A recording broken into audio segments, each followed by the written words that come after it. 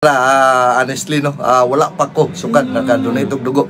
So hopefully kung makuan gyapon, mauyon gyapon sa panahon no, tagaan-ta sa mayong panlawas pag-abot sa panahon nga November 15 naatas mayong panglawas, pwede maka-donate gyud ta og panginahanglanon nga dugo no.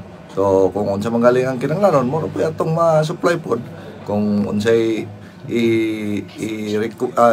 i-require sa to mo atong paningkamutan nga mahatag na to. Sa tanang Pilipino ang pag-donate og dugo dili na siya dili na siya pa social o pa unsa lang nga mga istorya lang nga mga kuan na siya, kining isa na siya sa atong tawhanon nga obligasyon nga mag-andam kita og kuan atong itabang para sa mga magkinahanglan.